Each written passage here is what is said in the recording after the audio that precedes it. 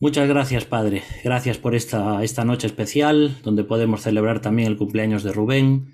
Te pedimos también que tú le bendigas, que tú le fortalezcas, que tú le vayas ayudando a ir recuperando bien toda su salud, Señor. Y también gracias por su ánimo y por su sonrisa, por estar siempre alegre y mostrarnos también ese primer amor para todos nosotros, ¿no? Por eso pedimos también en esta tarde que tú nos hables a cada uno a través de tu palabra y que podamos aprender nuevas cosas de cómo se formó este libro santo que tenemos en nuestras manos, Señor. Queremos darte gracias porque a través de este libro nuestra vida ha sido transformada y lo seguimos predicando para que otros también se salven. Por eso, Señor, danos entendimiento y danos luz en esta noche. Lo pedimos en el nombre de Jesús. Amén. Muy bien, pues voy a compartir entonces con vosotros la pantalla. Bien. Ya sabéis ahí que el tema es este que estamos viendo, de cómo se formó la Biblia, y hemos visto ya el primer tema, que era la gestación. Recordad que lo que estamos haciendo con este estudio es ilustrarlo de alguna forma como si la Biblia fuese una especie de ser humano donde tiene que gestarse, crecer, desarrollarse. Así que hemos visto ya la gestación, de cómo comenzó la escritura. Hemos visto el martes pasado también el nacimiento de la Biblia, por decirlo así, en cuanto a unos manuscritos importantes. Si os acordáis que habíamos visto 3 manuscritos que son los más importantes del Nuevo Testamento, y hoy vamos a seguir con el desarrollo de la Biblia y vamos a ver un poquito más de manuscritos. Estos manuscritos que vamos a ver hoy ya no son tan importantes, pero es bonito ver cómo la palabra de Dios se fue escribiendo y se fue copiando para las siguientes generaciones. Así que eso es lo que vamos a estar viendo hoy. Muchos manuscritos del Nuevo Testamento están esparcidos por todo el mundo y esos son los que tenemos hoy a nuestro alcance. Pero aún muchos siguen bajo tierra, esperando que se descubran. Por eso, como decimos siempre, en las próximas décadas vamos a ser testigos de una serie de manuscritos nuevos que seguramente vamos a encontrar y que van a traer mucha más luz para que podamos entender mejor el texto de la Biblia. No es que necesitemos entenderlo mejor, creo que es suficiente con lo que lo entendemos, pero los nuevos manuscritos van a traer mucha más luz para nuestra seguridad y para nuestra fe. Y como veíamos el otro día, aunque los 3 grandes textos o manuscritos del Nuevo Testamento son el Vaticano, el Sinaítico y el Alejandrino, que ya hemos definido el otro día, los demás también nos van a ayudar a evaluar bien estos que hemos visto, estos 3.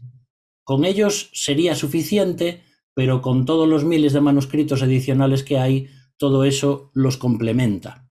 Ahora vamos a ver un nuevo códice o un códex o un código que se llama el Códice de Efraemi. Y esto es un palimpsesto. Mira qué palabra más técnica, ¿vale? Un palimpsesto es un pergamino, por ejemplo, el que se ha escrito y luego con el tiempo se ha comenzado a rascar, por eso se llama rascar de nuevo. Palimpsesto significa rascar de nuevo, porque se limpiaba la tinta que tenía ese pergamino y más o menos quedaba borrada esa tinta, pero no de todo. Y encima se volvía a escribir otro texto cualquiera.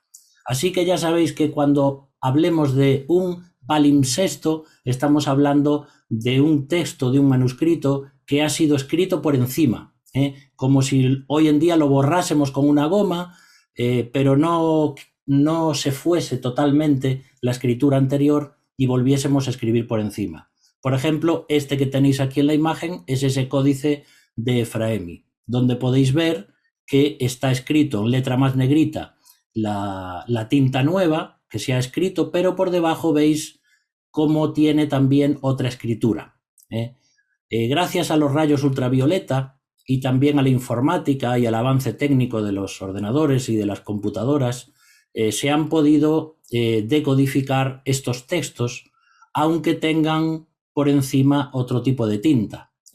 Entonces, el Códice de Efraemi es un palimpsesto donde aparecían prácticamente tanto el Antiguo como el Nuevo Testamento escritos.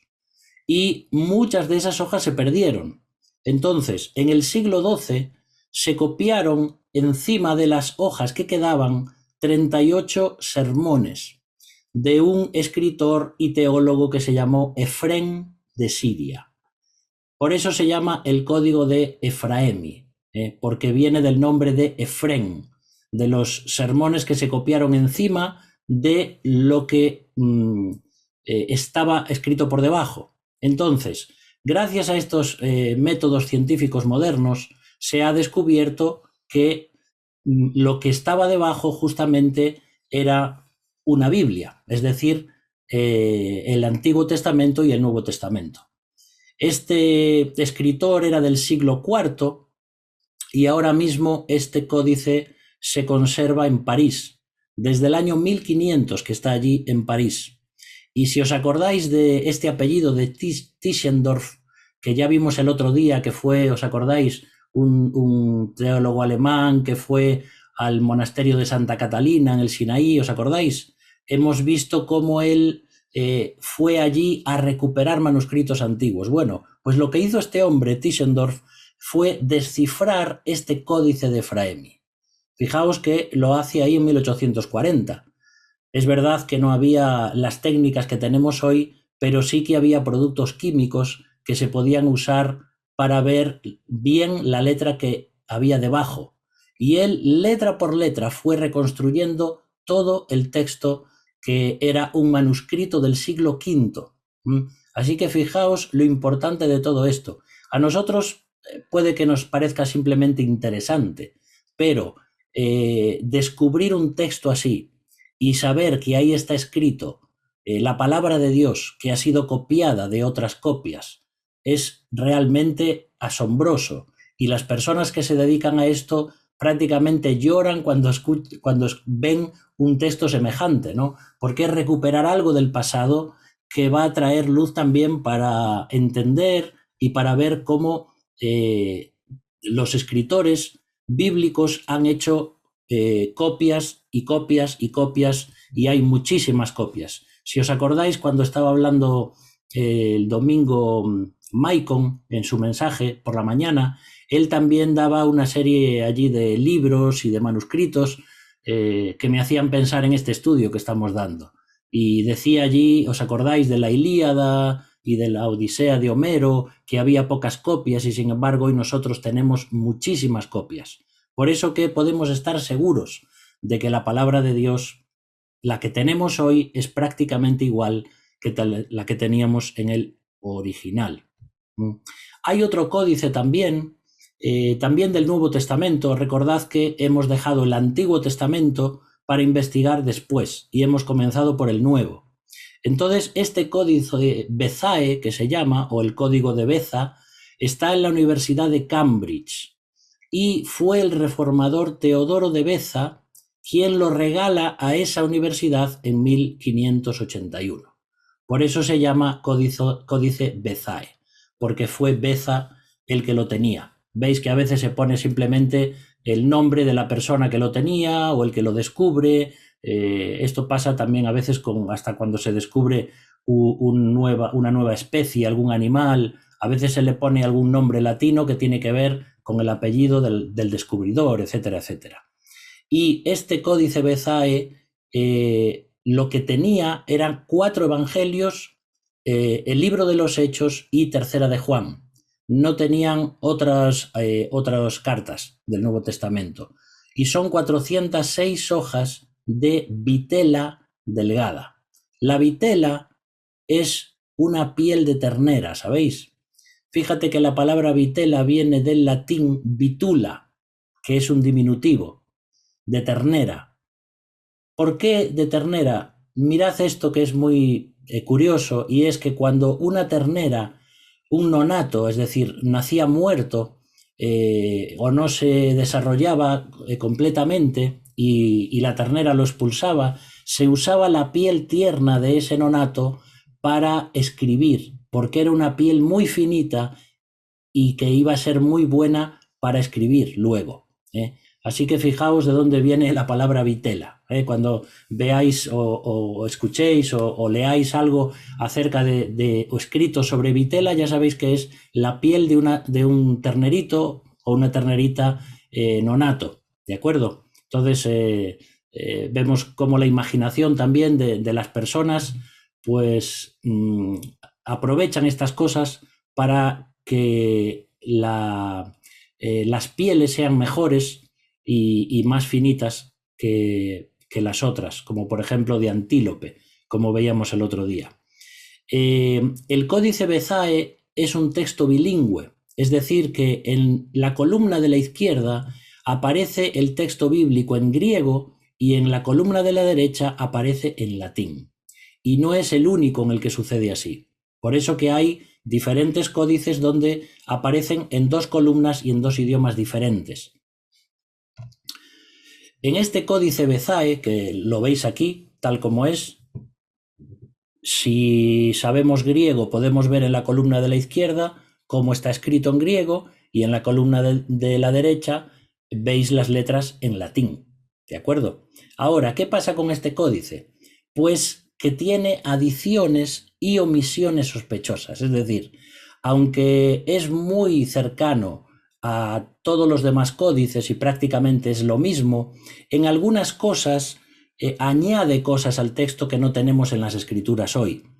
También fue el único uncial, fijaos, era el único uncial, recordad que esto tiene que ver que se escribía con letras mayúsculas, que tenía Casiodoro de Reina, pero parece ser que ni Casiodoro de Reina ni Cipriano de Valera lo usaron para traducir debido a estas sospechas, como que los eruditos de la época no las tenían todas consigo y es como que dudaban si los versículos y los textos que aparecían en este códice podían ser realmente originales, ¿no? Es decir, verificados con los demás.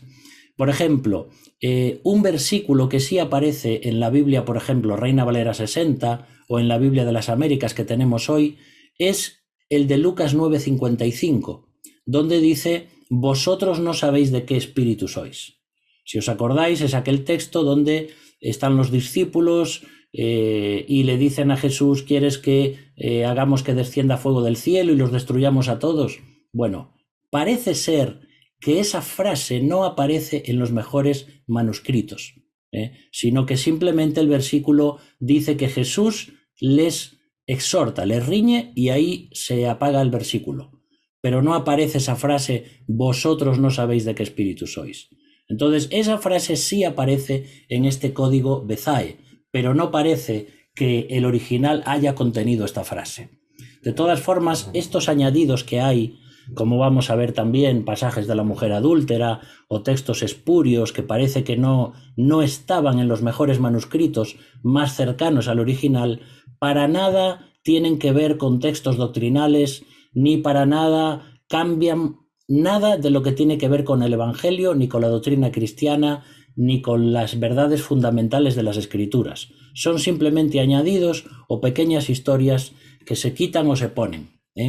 Hay, por ejemplo, en este código Bezae también, en Lucas 23:53, añade esto y dice: él puso sobre la tumba una piedra que 20 hombres apenas podían rodar.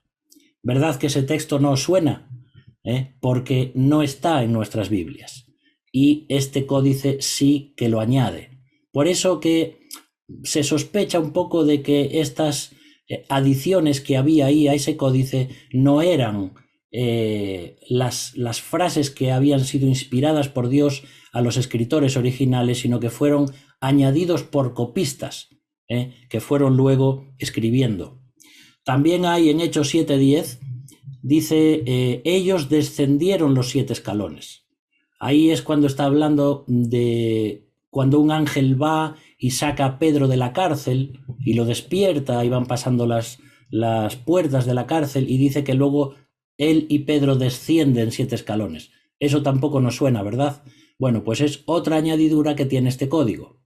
Ahora, ¿cómo vamos a ver en algún momento cómo los traductores bíblicos, cómo pueden saber si esa esa palabra o esa frase es algo que pertenece al original o no. Bueno, pues hay una serie de técnicas y una de ellas es ver primero los mejores manuscritos, que son los que vimos el otro día, y no aparecen esos textos. Y además, a medida que se van descubriendo nuevas copias, uno se va dando cuenta de que no aparecen estos textos en esas copias. Entonces ahí ellos rechazan esa frase y no la ponen. Por eso no la tenemos en nuestras traducciones. También, por ejemplo, cuando está hablando en Hechos 19:9 de que Pablo está allí hablando sobre la palabra de Dios en la escuela de un tal llamado Tirano, dice de la 5ª a la 10ª hora. Esa frase tampoco aparece en nuestras Biblias. Y luego en Hechos 28:31 dice que este es Jesús, el Hijo de Dios, mediante el cual todo el mundo será juzgado. También son frases que no nos suenan porque parece que no están en esos mejores manuscritos. Por eso que vamos viendo cómo un códice pone ciertas frases que otros no tienen, pero gracias a que tenemos tantos, se puede saber realmente qué frases sí y qué frases no debieron estar en los autógrafos, ¿vale? En los escritos originales. Ahora, ¿por qué estas diferencias? Vamos a ver ahora en un rato cómo hay 3 tipos de texto. Uno es el que se llama el texto occidental. Y este tipo de texto está caracterizado por las paráfrasis, la expansión textual y las omisiones. Es decir, estos textos es como si el copista tomase el texto original pero le añadiese algo. A veces añadían en un lateral una nota del escriba o del copista que no pertenecía al texto bíblico, sino que era una nota de aclaración. Pero ¿qué pasa? Al copiar después otras personas, a veces no sabían cuál era el texto bíblico y cuál era la anotación del copista. Y es por eso que iban copiando cosas en la palabra de Dios que no eran palabra de Dios, sino añadiduras de los hombres, ¿vale? Pero son cosas muy sencillas que no cambian para nada la palabra de Dios. Por ejemplo, en este Códice Bezae, en Lucas 11:2, insertan un texto que pertenece a Mateo 6 y que no aparece en Lucas 11:2. Cuando dice vosotros pues oraréis así, y dice Padre nuestro que estás en los cielos, y sin embargo en Lucas 11:2, en este código dice no uséis vanas repeticiones como los gentiles que piensan que por su palabrería serán oídos. Pero vosotros cuando oréis, por eso que encontramos textos añadidos en lugares que generalmente no aparecen. Pues esto es lo que sucede con este códice. Como os decía, cuando se estudia el Nuevo Testamento y los códices que hay 3 tipos de texto. Uno es el alejandrino, ¿vale? Que es el de Alejandría, el de Egipto.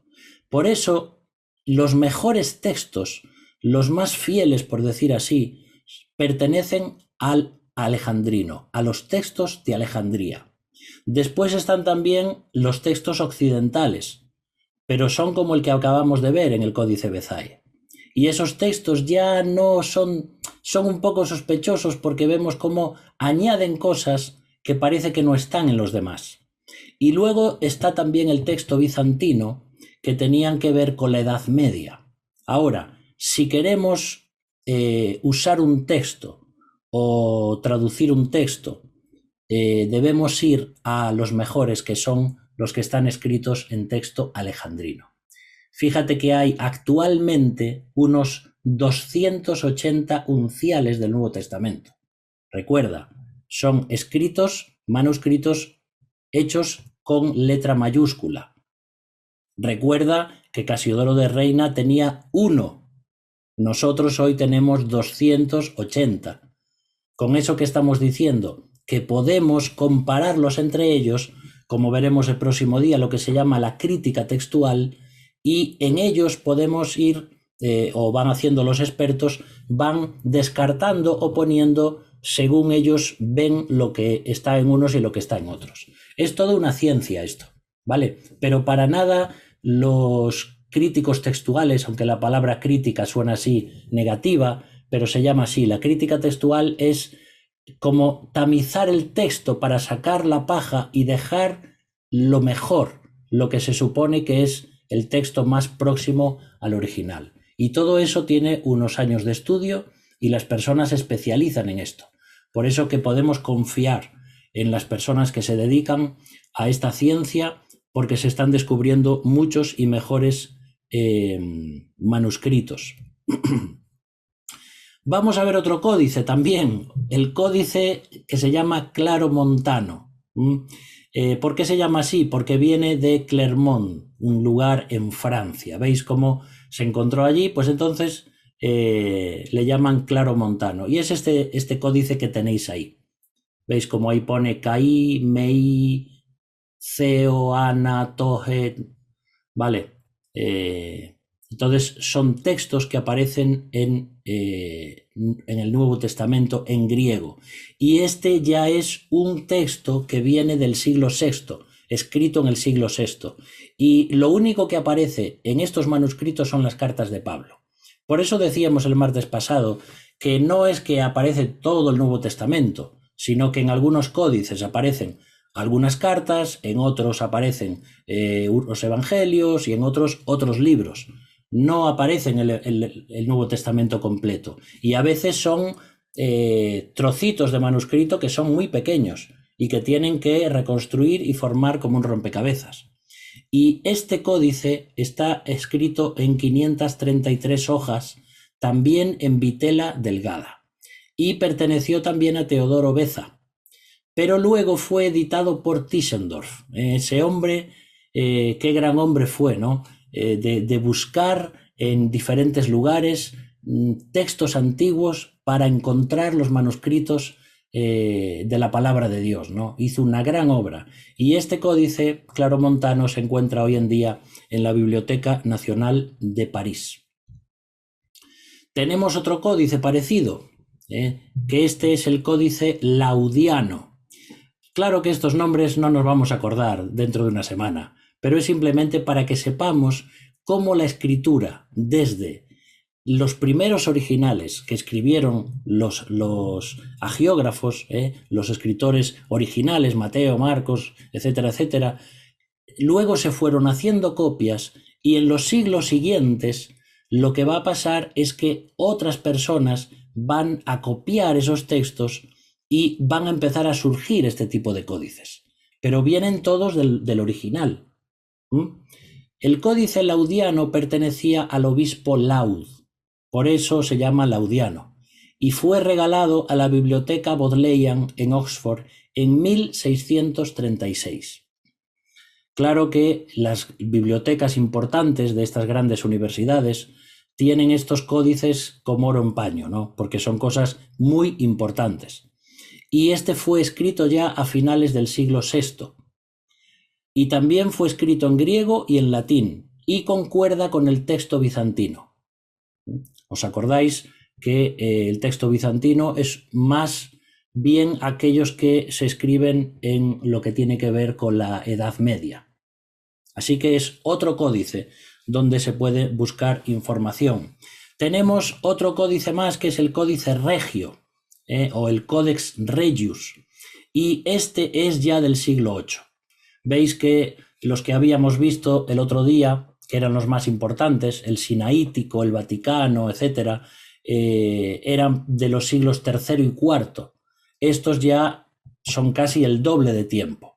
Por eso, cuanto más cerca está un texto de su origen, pues en teoría más fiel es al original, porque menos copias se han hecho y menos errores puede tener ese códice. Este que es del siglo VIII se tiene hoy en la Biblioteca Nacional de París y es un texto alejandrino.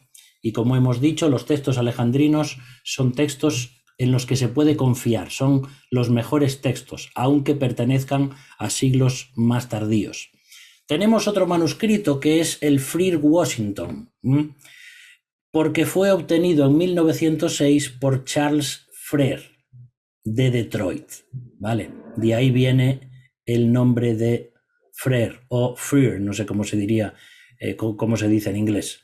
Este lo que tiene es una copia de los 4 evangelios, las cartas de Pablo desde 1 Corintios hasta Hebreos. ¿Vale? Lo demás no está. Por eso a veces son códices que han perdido las hojas o que por alguna cosa se les han arrancado. Si os fijáis, si tenéis una pantalla un poco grande, podréis ver ahí los agujeritos en los márgenes internos de esas hojas de este manuscrito, donde se ve que estaban cosidos, pero sea por lo que sea, se han suelto, y lo que se han encontrado y conservado son solamente estos, ¿no? Así que este es un texto alejandrino del siglo V y está en la Galería de Arte Freer en el Instituto Smithsoniano en Washington. Por eso se llama así este manuscrito. Ya os digo, las fotos que os estoy poniendo son exactamente de lo que estamos hablando.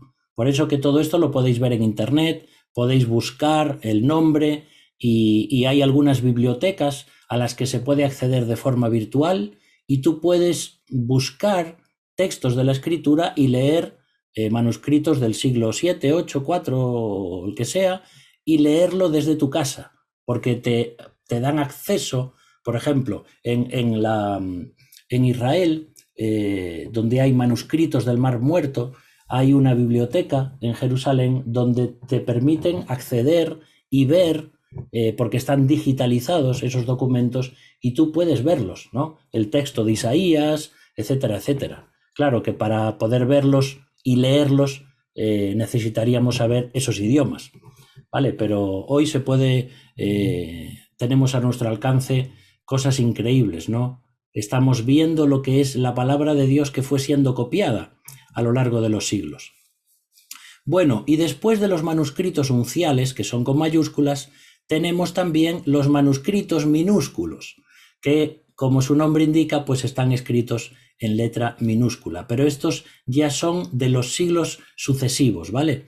Por ejemplo, en el siglo IX ya encontramos manuscritos con letra minúscula. Ahí ves, por ejemplo, las letras griegas, pero en minúscula. 2.800 manuscritos minúsculos son los que tenemos a día de hoy, pero la lista sigue creciendo porque se están descubriendo cada vez más textos. Entonces, esto es una maravilla porque cada vez se descubren más y hay nuevas noticias de arqueología, etcétera, que nos traen más luz y nos dan más fe, porque a veces también hay personas críticas de la alta crítica, que se llama, que decían, por ejemplo, como vamos a ver después, que el Diatesarón, que es una versión en latín de la Biblia que realmente nunca existió. Pero ¿qué pasa? Cuando se descubrió, ahí esos críticos tuvieron que reconocer que sí existía. Entonces hay muchas cosas que a lo mejor los críticos, en el sentido negativo, están intentando decir que tal cosa no existe, pero estas cosas y estas excavaciones y estos descubrimientos muestran que tanto los lugares de la Biblia como también las cosas que se escribieron, que algunos dicen que no existen, están ahí. Y estos manuscritos minúsculos presentan una forma del texto bizantino, ¿vale? Porque también la lengua y los idiomas van cambiando. Por ejemplo, entre algunos de esos minúsculos tenemos, por ejemplo, el que se llama el 1 y el 2. Y esos minúsculos son del siglo XII. En ellos solo aparecen los evangelios y hoy en día están puestos en Basilea, en Suiza. Estos manuscritos 1 y 2 fueron usados por Erasmo de Rotterdam en el primer Nuevo Testamento griego que se hizo. Es muy importante saber esto, ¿vale? El primer Nuevo Testamento griego fue escrito por Erasmo, ¿de acuerdo? Entonces, en cuanto a manuscrito, no estamos hablando de lo que es la Septuaginta, de traducir del hebreo el Antiguo Testamento al Nuevo Testamento, es decir, traducir el Antiguo Testamento hebreo al griego, sino que estamos usando el primer Nuevo Testamento griego traducido, fue usado por Erasmo.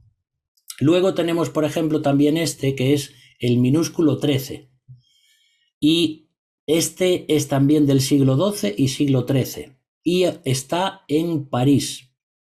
Así que todo esto son imágenes de textos reales, de manuscritos reales. Por ejemplo, en este minúsculo, este manuscrito sitúa ese pasaje donde aparece la mujer adúltera después de Lucas 21:38. Creo que en nuestras versiones lo tenemos en Juan capítulo 8. Aquí ponen ese pasaje en otro lugar de las Escrituras.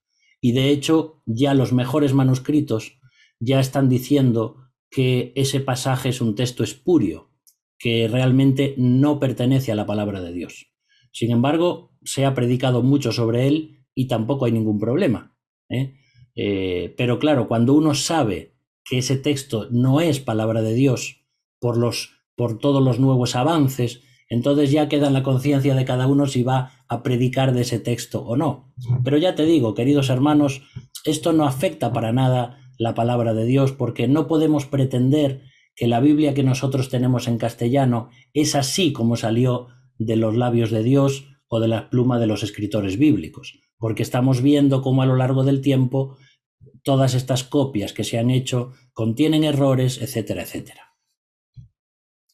Tenemos también el minúsculo 33 y como podéis ver ahí está muy bien redactado. Por eso se le llama a este el rey de los cursivos. Recordad que el martes pasado definíamos también que los manuscritos cursivos también se les podía llamar minúsculos, ¿vale? Están escritos en cursiva, es decir, en minúscula. Y este es del siglo IX, también está en París, y lo que se encuentra escrito en este manuscrito son los evangelios, los hechos y las epístolas. Aunque esto parece así, tal vez que no estamos estudiando la palabra de Dios, no estamos estudiando un texto bíblico, es importante entender por qué y de dónde viene la palabra que tenemos. Entonces estamos viendo cosas que tienen que ver con la historia y cómo nuestras Biblias están sacadas de estos manuscritos.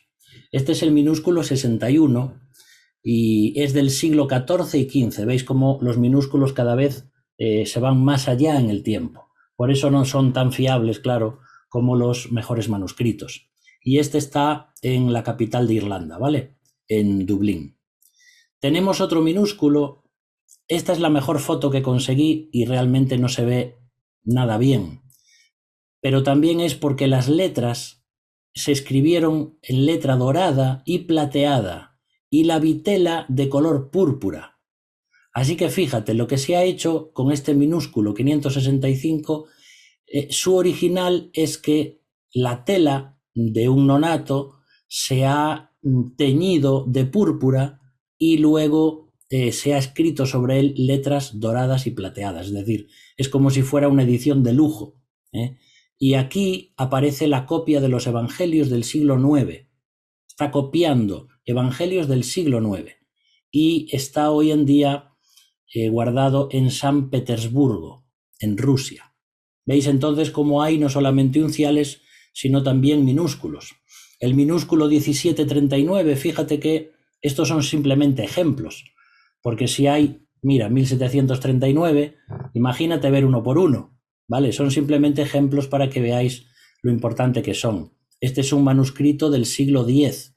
Estamos hablando después de Cristo, por supuesto. Y aquí aparece Hechos y las epístolas. Ya no aparecen los evangelios. Y este manuscrito se encuentra en uno de los monasterios del monte Athos, que hay muchos allá, en Grecia. Vale. Otra cosa interesante, además de lo que son los unciales y los manuscritos cursivos, son también los leccionarios. La palabra lection es una palabra latina que significa un pasaje de la escritura. Entonces, los leccionarios se usaban para leer en el servicio público del culto o de la adoración y estaban hechos especialmente con ese propósito. Entonces, la mayor parte son los evangelios. De los leccionarios casi siempre se encuentran evangelios porque es lo que más se leía en los cultos de adoración. como si fuera la Cena del Señor o los cultos que hacían los cristianos. Y de esos leccionarios también sacamos información importante, porque son copias de los evangelios en este caso. Y tenemos más de 2.200 leccionarios.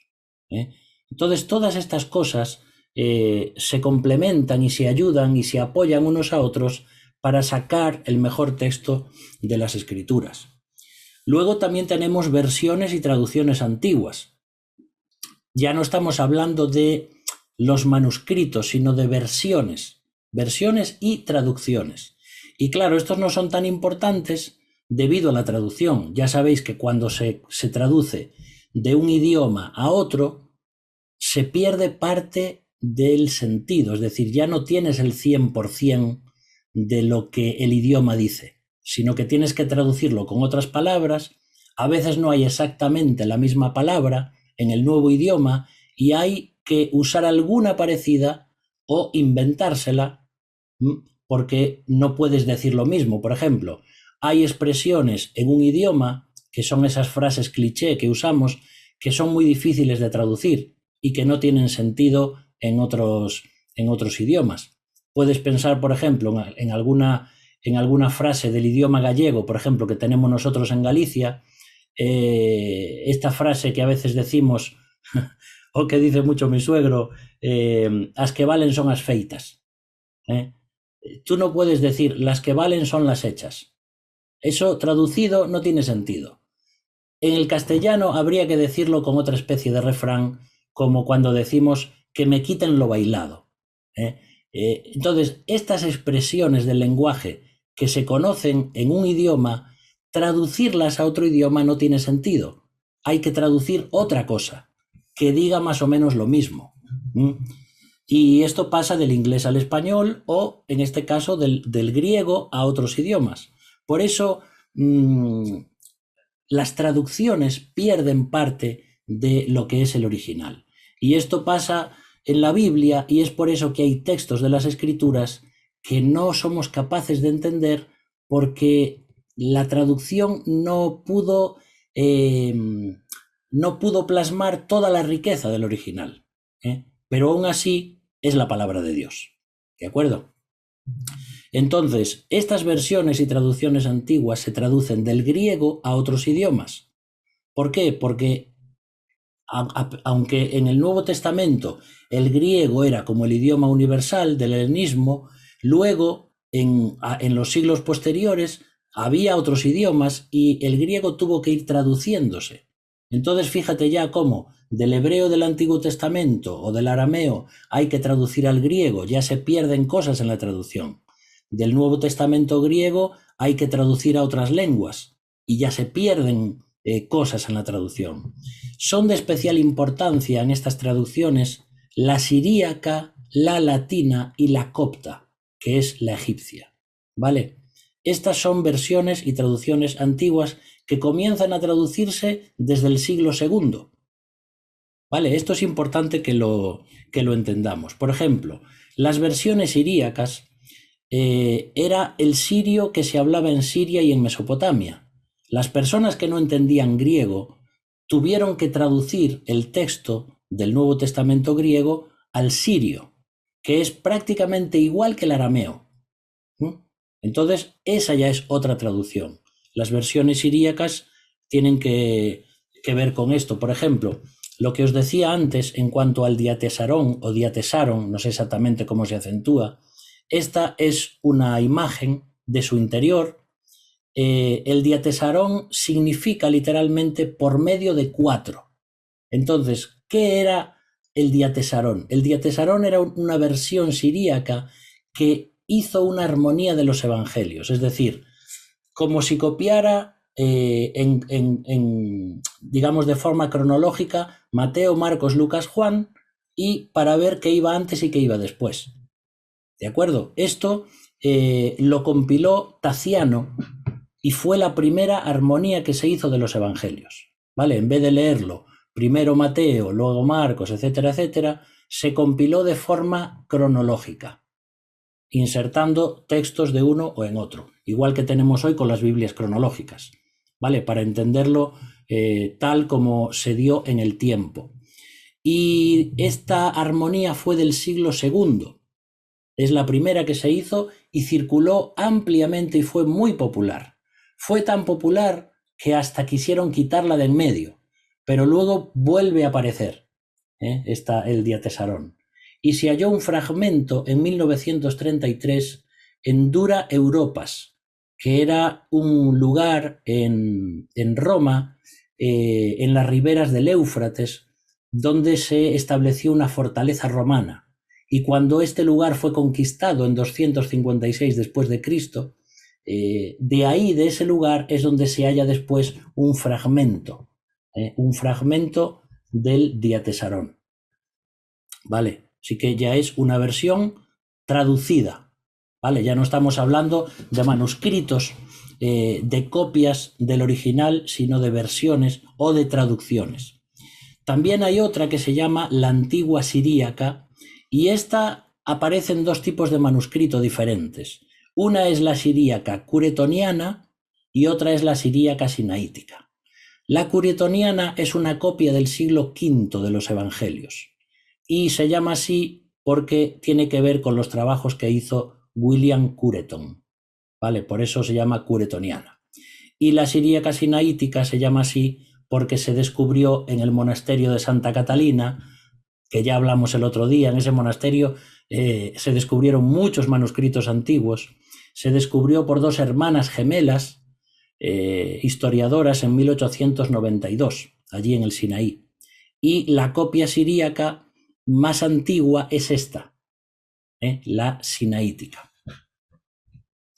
Tenemos otra versión siríaca que tal vez te suena más, y es la pesita, ¿vale?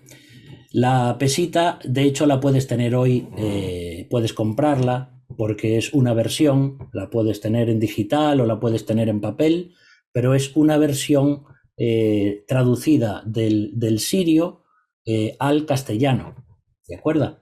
Y pesita significa simplemente, bueno, significa simple, es decir, la traducción estándar, la que se usaba, eso es lo que significa la pesita. Y es una revisión de la antigua siríaca. La forma primitiva que encontramos aquí de un texto bizantino, ¿vale? Y tenemos más de 350 manuscritos de la pesita. Luego están también no solamente las versiones siríacas, sino también las coptas, que como decíamos antes es del idioma egipcio. ¿Veis cómo esas letras se parecen un poco así tipo jeroglífico? El copto es como si fuera la última fase donde termina el idioma egipcio. Se fue desarrollando y el copto es el último. Creo que te suenan, por ejemplo, las iglesias coptas que hay hoy, por ejemplo, en Israel o en otros lugares, es porque vienen derivadas de todo esto, del egipcio. Y está escrito en caracteres griegos, ¿vale? Versiones coptas, por ejemplo, tenemos la versión saídica, fíjate ahí, en esa foto que encuentras, donde tenemos trocitos muy pequeñitos, que son centímetros, de esta versión saídica, y esto es un dialecto del Alto Egipto, es decir, del sur de Egipto. Por ejemplo, donde estaba Tebas. Y ahí es donde se encuentran estos manuscritos, ¿vale? Una versión saídica.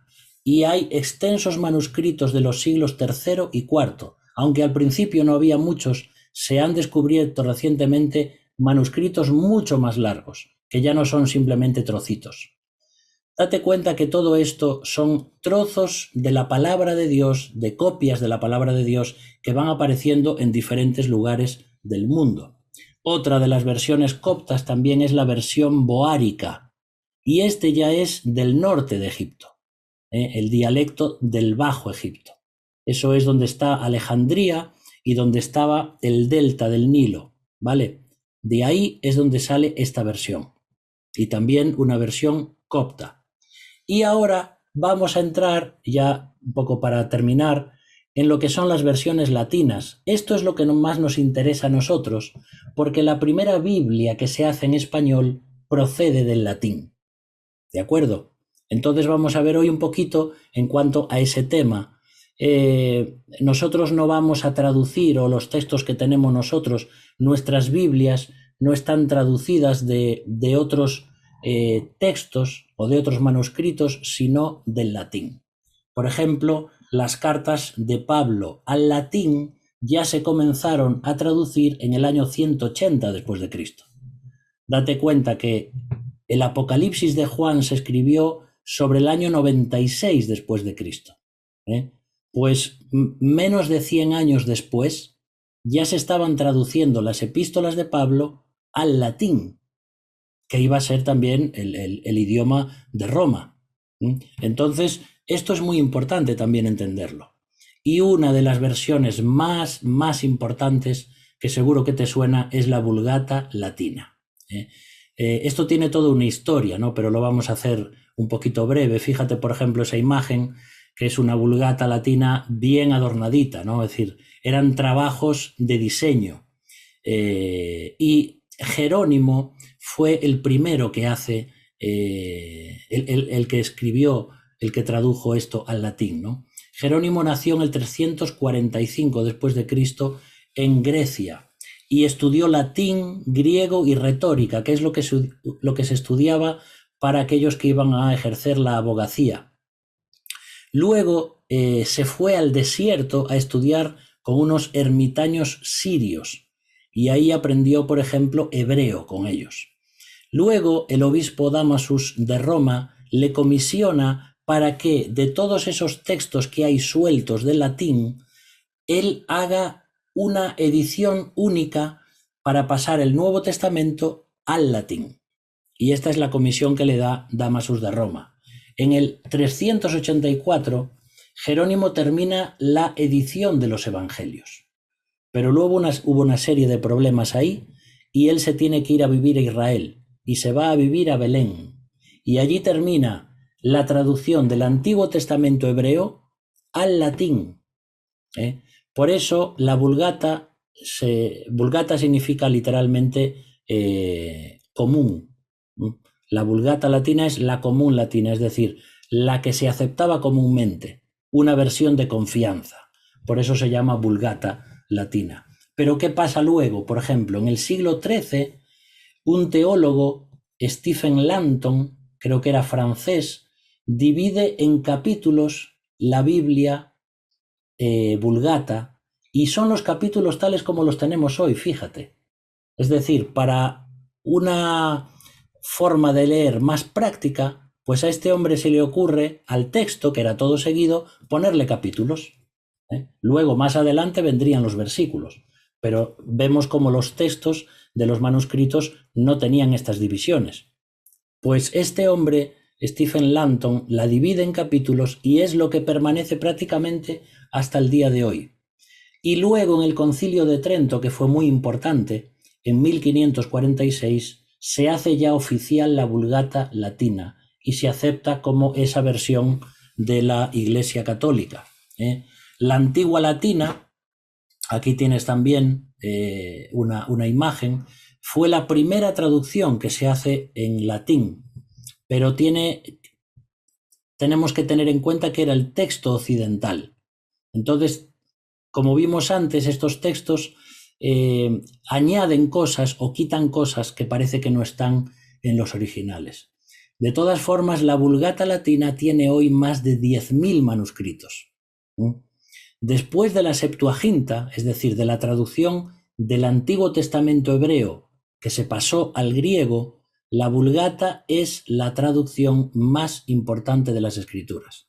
Por eso te tiene que sonar, o por lo menos si has leído algo de Biblia o de estudio bíblico, seguro que te suena la Vulgata latina, o es posible que la hayas visto en alguna imagen o que tengas hasta a lo mejor una copia en tu casa de la Vulgata latina.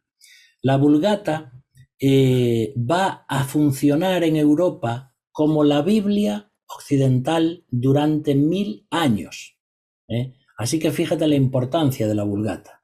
Y es luego que de la Vulgata latina se traduce a los idiomas vernáculos. ¿Vale? De la Vulgata latina pues se va a traducir al francés, al español, entendemos, todos los demás idiomas. pero sale de ahí, de la Vulgata latina. Y la Vulgata también es uno de los primeros libros impresos. De ahí es donde sale la Biblia de Gutenberg. Esta imagen que os puse aquí es la Biblia de Gutenberg, ¿vale? Porque Gutenberg inventó una serie de tipos para el hecho de poder imprimir y ya no había que copiar a mano los textos. Entonces, ese fue uno de los grandes descubrimientos y avances tecnológicos de ese siglo. Porque a partir de ahí, por ejemplo, cuando fue esta época, es cuando más o menos Martín Lutero comienza a dar a conocer su teología, cuando clava esas 95 tesis en la puerta del castillo de Wittenberg, todo eso y la invención de la imprenta fue lo que empujó muchísimo todos estos escritos de Lutero y del protestantismo en esa época de la Iglesia. Y la Vulgata se hace ya la Biblia oficial, ¿vale?, de la Iglesia Católica. Ahora tenemos que pensar que las primeras Biblias católicas eran traducciones de otra traducción, no del idioma original.